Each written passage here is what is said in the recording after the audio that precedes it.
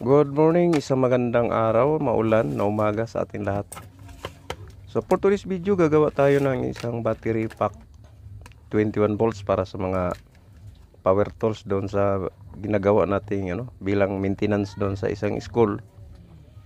Mayroon tayong papalitan na actually reserva ang gagawin natin. So mayroon ng mga battery, ang problema medyo mahina na daw. So ang sabi ko is for repair yan, pero mas sinadjust ko sa kanila na magbuo na lang ng panibago. So yun na nga, at sinabi na ng management na o sige magbuo. O sa kinote na yung gagastusin o kung magkano. Basta ang sabi sa akin is kailangan lang na mas maganda ang performance. So ang gagawin natin dito guys is talaga maganda ito. No, so, yung mga battery natin is selected ito. So bago natin buuin guys, kailangan nating i-tester ng bawat isa yan. Sisiguraduhin natin na pantay ang kanyang voltahe. Nang sa ganun ay hindi makaproblema ang ating bubuuhin 21 volts battery pack. So pinakita sa akin yung nito, yung original na battery is the same guys doon sa aking mga ginagawa. So ito yung kanyang kaha na ating papalitan, bago ito. So ang BMS na ating gagamitin, ito guys ay isang upgraded na to. 3 MOSFET ito, at mas maganda ito kaysa sa ordinary na mayroon lang 2 MOSFET. So bago natin buuhin yan guys, kailangan muna nating i-plaster, no? Kasi mayroon itong kukunin muna natin yung kanyang plastada. So yan yung kanyang forma. Kailangan nandyan yung harap. Tapos isukat din natin yung BMS. Kasi ang BMS nyan ay mayroong linya na negative, na kailangan doon din siya tatama sa ating negative na battery. So dyan may spring yan dyan. Ito, ilalagyan natin ng spring yan dyan. So kailangan ma-plaster natin bago natin ilagay yung ating mga battery. Yan. So baligtarin lang natin. Ayan, kung nakita nyo guys is nandyan yung lagayan ng spring yan. Tapos andyan din yung kabitan. Make sure lang na hindi siya magkabaligtad sa umpisa pa lang. Yan. So yan yung kanyang itsura. So dapat ang battery din na ating ilalagay sa kanyang mga slot ay tutugma din, no? So yan yung pinakabuo niya. Ngayon, ang i-check natin itong kanyang BMS. Kailangan sapat sa kanyang butas ang kanyang charging port, no? Yan. So yan yung plastada niya at paganyan, no? So yan yung itsura. So dito sa bandang puwitan, andito yung negative. So it means sa gawing side na yan ang negative rin ng ating battery yan. Yung negative na yan, yung itim na yan is magkatugma yan dapat para hindi siya malayo, no? Hindi mag-ikis-ikis ang ating mga wiring. So yan yung itsura niya, forma. So dito banda sa part na ito ang negative na ilagay natin. So itong battery natin guys is 5 series, 2 parallel. So ibig sabihin 5 series is 21 volts, 18 volts, no? Maximum of 21 volts. And then 2 parallel. Ang ating gagamiting battery dito is 1800 milliamps lang guys, no? Yan yung available natin, pero mas malakas na ito may kumpara sa mga 1500 na ordinaryong ginagamit. At ayan, lagyan natin ng mga sa pinto lahat ng positive niya. So kung ito yung napansin guys, yung unang kinabit natin na dalawang magkatabi is nasa ilalim yung negative, kasi nandoon ang part ng negative ng ating BMS. So tuloy-tuloy lang. 2 parallel ito is equivalent to 10 batteries, no? 5 series. So 21 volts ito guys ang gagawin natin. So kailangan lang dito guys, hindi kayo magkamali pagdating sa mga ganitong lagayan. Kasi pag nabaligtad yung kabit natin, mag-ikis-ikis ngayon yung wire. So mas mahaba yung wire, mas pangit tignan.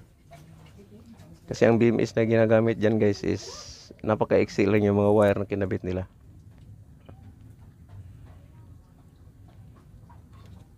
So ayan. So huwag lang kayong malito dito guys ha. Negative, positive, negative, positive. Ayan. Pagkatapos nating kabitan lahat yan ng mga insulator, yung mga sapi na yan,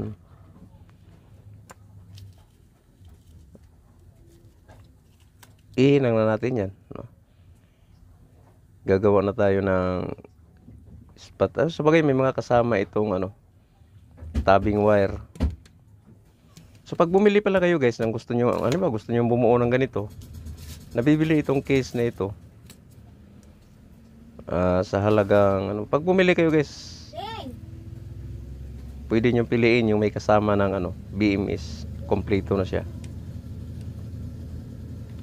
Kaya lang ang gusto kasi ng may-ari nito is yung BMS niya is upgraded, kaya upgraded yung ginawa nating BMS dito.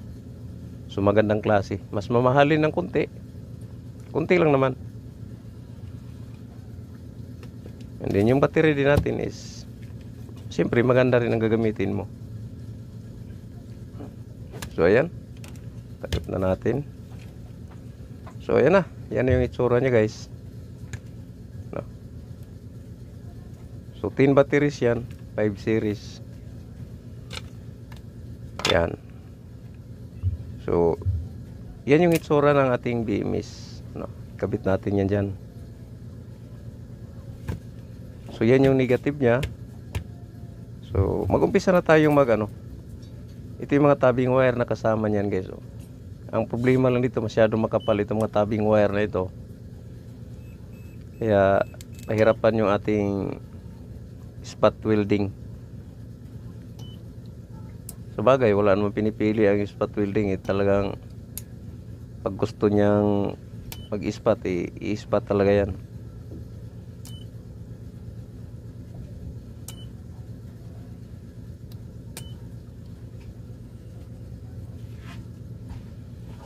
Medyo makapal nga lang guys, ng konti, no? Ngayon kung hindi naman, kung ganito yung spot welding ninyo, pwede nyo naman palitan ng tabbing wire. Huwag nyo na gamitin yung kasama kasi masyadong makapal. Pero dumidikit naman siya.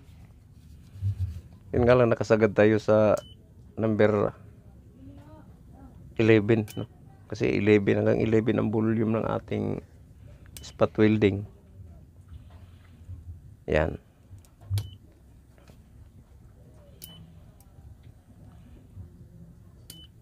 So kailangan dito guys, ang inyong mga BMS is i-plaster nyo muna. Plaster nyo rin muna yung kanyang casing, kung anong itsura. Kasi guys, kung magkabaligtad yan, ang negative na punta sa bandang dulo. So mag-ikis-ikis ngayon yung wire kasi yung battery 1, iikis ka. Unlike kung na-plaster mo talaga siya, is tugma yung saan yung out ng ating BMS, nandoon din yung out ng ating battery.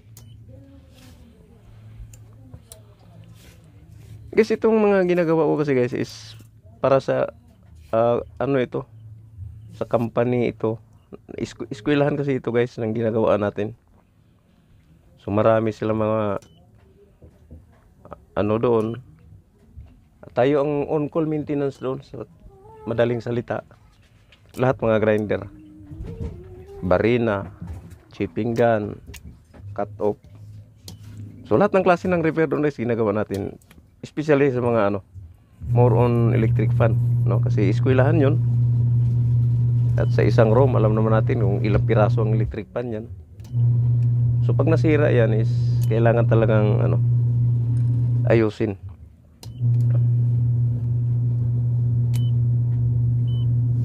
So doon sa sa eskwelahan na yon, nag-request yung, kasi ang ginagamit nila ngayon is more on cordless na. So medyo humaitik na rin sila. Kaya tayo medyo nagbago na rin ang linya. from power tools napunta na rin tayo sa mga cordless. So wala naman problema kasi lahat naman ginagawa natin. No, minsan nakakapanibago kasi bago sa'yo. Pero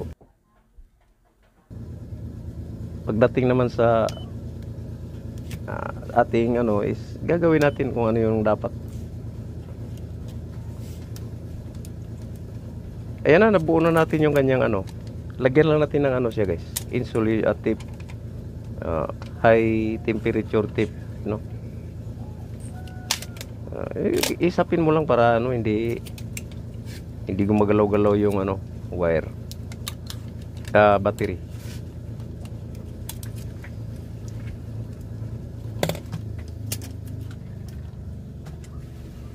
Kaya pala guys, kung hindi ka pa nakapag-subscribe sa ating channel guys, please like and subscribe.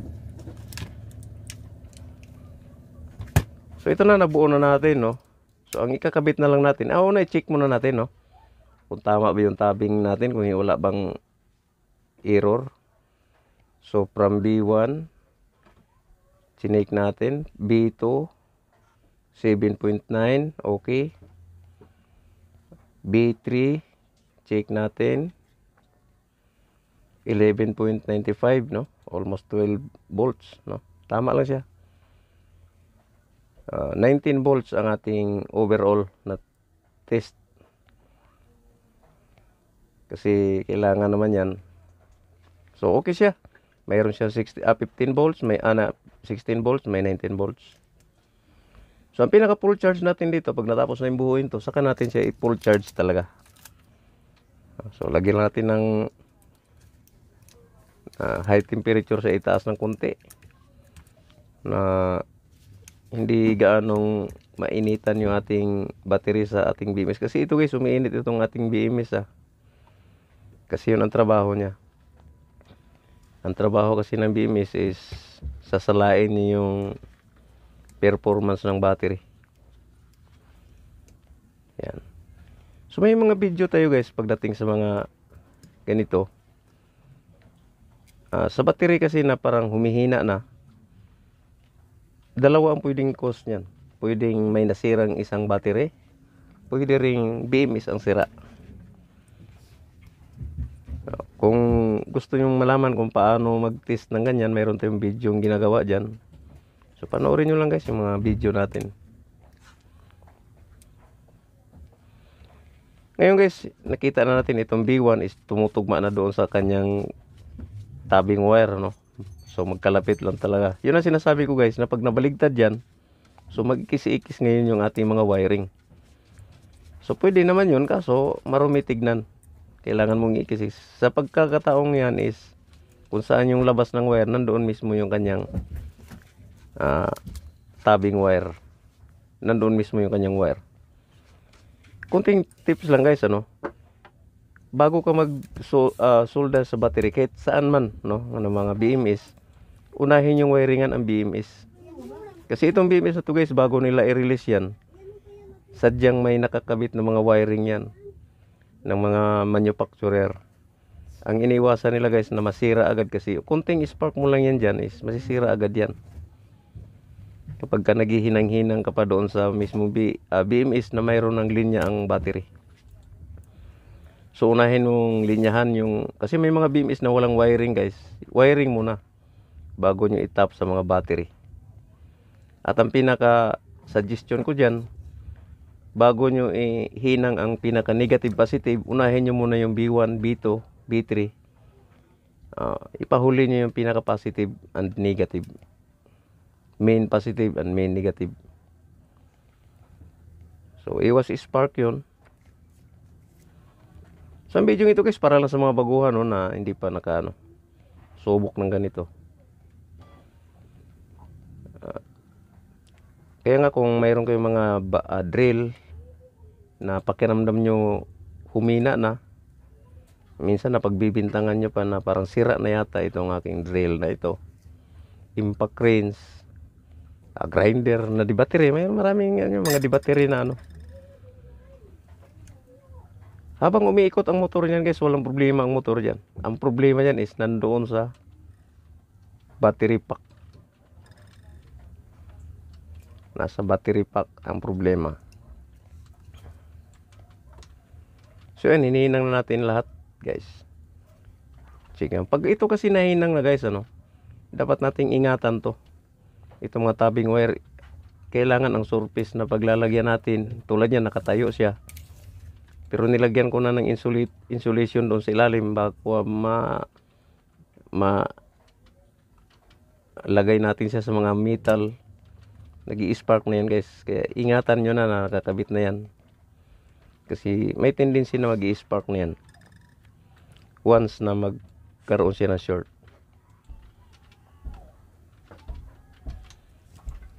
So panoorin nyo lang ito guys hanggang sa matapos, ano, ang ating video. Huwag kayo magsawang manood. Ayan, ikabit na natin yung pinakahuli, yung kanyang positive. Ito yung main positive niya. At i-arrange lang natin ng maigi yung kanyang wire. Yan. So okay na. So yan na yung itsura niya guys, ano. Kung inyong makikita is naka-attach na siya lahat. So pagtutupiin na lang natin tong kanyang mga tabing wire na lumalagpas para hindi masyadong nakaka-distract tignan.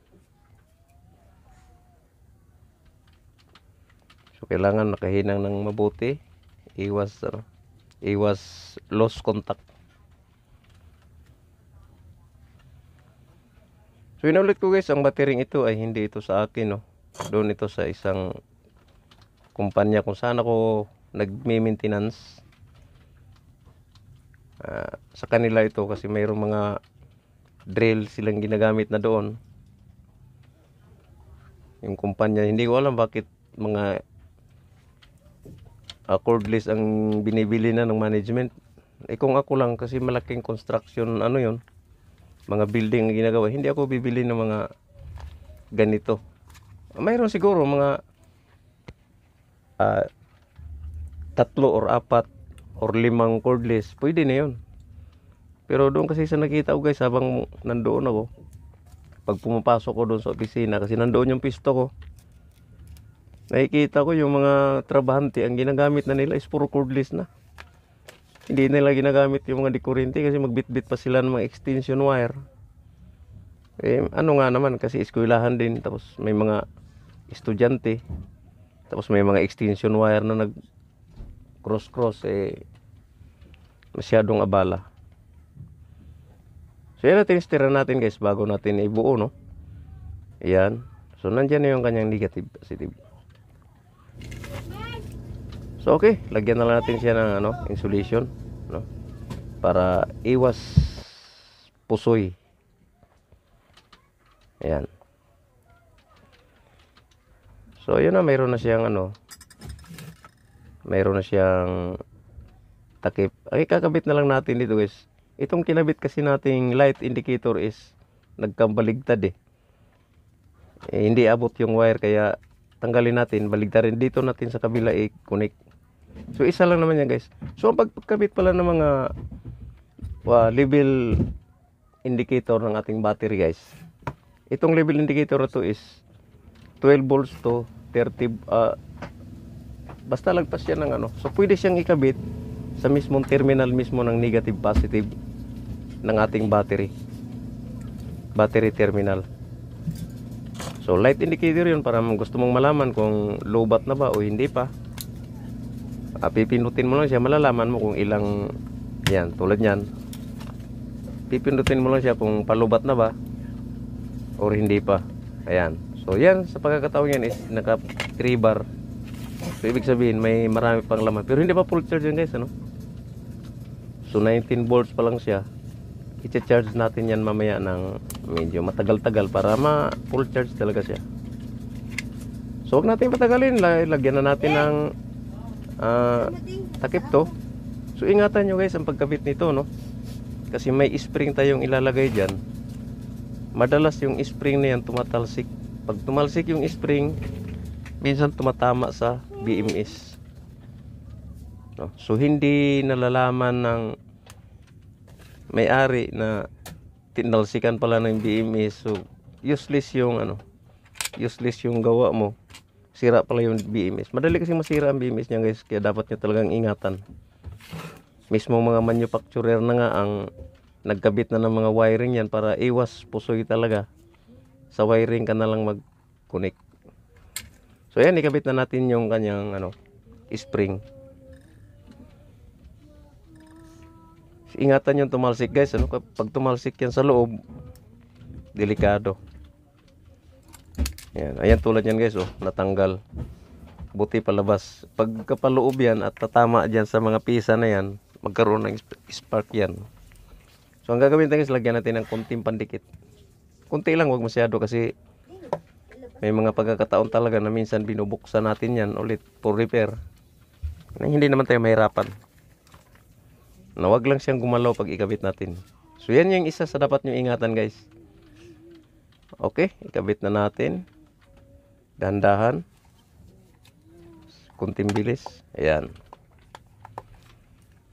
So ayan na, mayroon na tayong so gumagana na yung kanyang spring. So ayan na, i-screw natin. Ang problema lang ito, itong mga screw na ginagamit natin dito is iba yung mga niya, hindi ko alam kung anong klaseng star screw yan. Kaya nahirapan tayong magkabit kasi wala tayong ganong klaseng Buti na lang mayroon tayong maliit, yung mga pan-cellphone natin, nagagamit natin, pero minsan hindi sumasagad kasi malalim masyado yung butas. Kaya diskarte na lang talaga kung paano.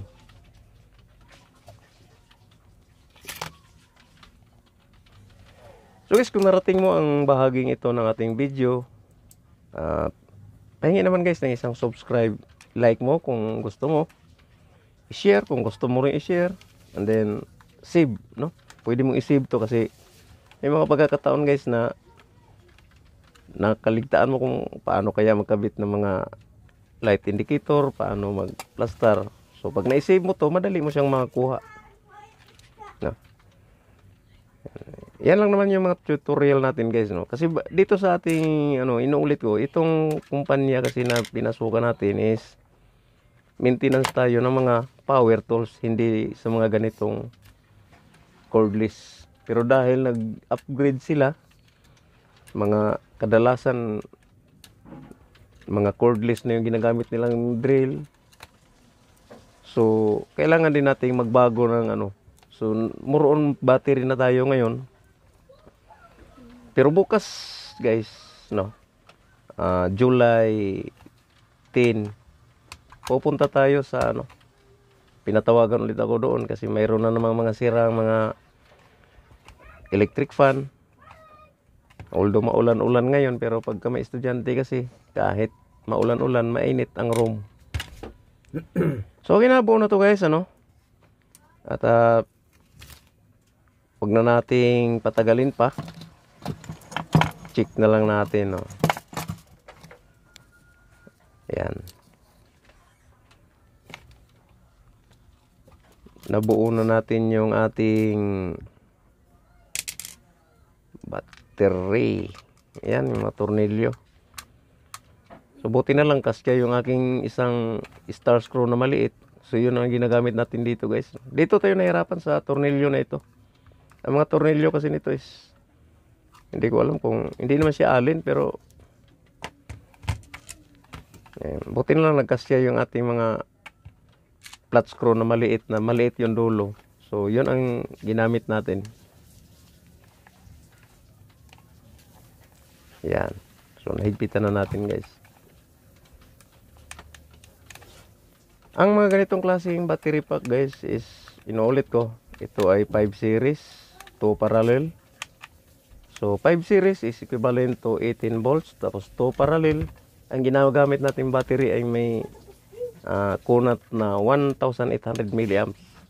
So dahil 2 parallel siya, i-times 2 natin yung 1,800 is equivalent to 3,600. So ito ay 21 volts cordless drill at 3,600 milliamps. Ibig sabihin is 3.6 amperes. So malakas na ito guys, no? Malakas na ito. At least hindi, mayroon kasing mga murang battery guys na nabibili. Yung ganitong klase is nabibili ng 500, 700. Yung mga 2 battery, 2 parallel. Delikado po yun kasi pagpalagay na lang natin guys, ang battery nito is nagkakahalaga ng 100, isang piraso. So sa 10 battery is equivalent agad na 1,000 yun, no? Pero iba naman kasi ang price ng isahan na bibilhin mo kaysa maramihan. So, kaya pagka nag-check out kayo ng mga ganitong klaseng battery guys at nakikita nyo na mura, delikado yun, no? So ito na, buo na, ipag-compare na natin dito sa ating Tansong battery. Kung pareho ba ang linya ng kanya negative positive. Dahil pwede natin siyang gamitin kahit saan, no? So sa tingin ko guys, pareho, no? Ang linya ng kanyang negative at ang linya ng kanyang positive is the same. Siyempre, isa siguro ang BMS niyan kasi isang model. Pareho ang slot ng kanilang mga battery. So isa-alpak natin yan sa ating Tanso. Subukan natin. Ayan, o. Ayan. Ayan na.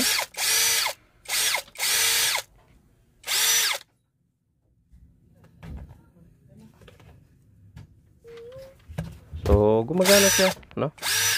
Sa ating Tanso. So, ibig sabihin, gagana to doon sa mga battery sa drill na nandoon. Hindi ko alam guys kung anong mga model yung nandoon.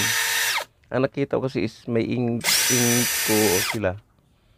Ang Inco naman kasi is iba rin ang slot ng battery noon. Pero mayroon silang mga ganitong klaseng model. Ngayon din ang nasisira sa kanila. Sa Inco wala pa tayong pero wala pa akong nalalaman doon na may sira doon, pero may nagreklamo kasi doon na mahina daw. Hindi ko alam kung ipaayos sa atin yon. Pero sabi ko nga sa kanila, hanggat gumagana pa, hayat gamitin nyo muna. Sa kanyo lang dalhin dito sa akin kapag talagang nag-shutdown na. Tulad nito. So ito naman kasi ay hindi ito repair guys, buo to. So ginawa tayo natin ng buo to. At dahil walang pangalan to, syempre kabit natin yung ating logo, Beams Channel TV. Yan. Guys, inuulit ko sa mga hindi pa nakapag-subscribe sa ating channel, please like and subscribe and hit the bell notification para lagi kang updated guys sa ating mga video. At maraming salamat guys sa inyong panonood sa ating mga simpleng tutorial lang. Minsan na parang walang kwenta pero malay mo, kahugutan mo ito ng kaalaman regarding battery pack. Marami pa tayong ayusin guys, nakalihira ito. Pero ito muna ang inuna natin kasi kailangan daw nila ng buo. So may mga repair pa tayo na iba dito. So sa next video natin yun naman ay repair lang, no? Magpalit lang tayo ng BMS kasi BMS din ang problema. So ito guys, parang original na. Ayan. So makikita mo siya kung palubat na siya. So hindi rin siya magtatagal, kailangan mamamatay rin siya kasi nagko-consume din ng kuryente kasi yan pagka hindi siya namamatay. So kailangan mo lang siyang pinutin para malaman mo na mayroon pang natitirang supply sa kanyang battery. Ayan na guys, no? So ito yung final. Check out natin.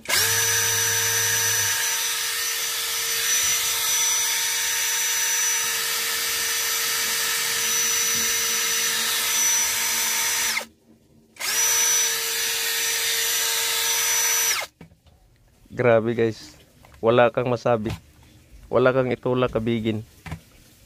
So para ka na rin bumili ng isang branded na battery kapag ka ikaw ang actually guys, ito talaga masasabi mong nasa magandang klase nito kasi ang BMS na ginagamit natin dito is upgraded na, medyo mamahalin ng konti. Although ang battery na ginagamit natin is 1,800 milliamps lang. Naubusan kasi ako guys ng 2,500 no. So kahit 2,000 pwede na. Kahit okay na rin yung 1,800. Kasi hindi naman talaga maghapon ng tirada nila, no? Ginagamit nila sa araw, pagdating ng uwian, sinacharge din dito sa bodega ng ating mga bodigero. Para kinabukasan magagamit ulit nila. So ito yung charger ng ating tanso. Subukan natin i-charge siya kung gagana, no? Sa ating charger. So una i-charge muna natin, isaksak natin to. Yan. So green is indication siya na may power, no. So i-charge natin yung ating tanso. Yan yung kanyang original na battery at battery charger. So ayan, pumupula siya. So ibig sabihin pag pumupula, charging siya. Pero hindi siya ang i-charge natin guys, kundi itong ating bagong ginawa. So pag hindi siya pumula, itapon ko na to. Pero kung pupula siya, so ibig sabihin charging siya. Ayan na guys, charging siya. So i-full charge natin ito guys, no. Hintayin natin to kung abutan tayo ng 2 oras para ma-full charge siya. Kasi 19 volts lang, dapat 21 volts siya. Okay guys, hanggang dito na lang muna ang ating video ito. Maraming salamat sa lagi niyong panonood. God bless and good morning. Bye bye.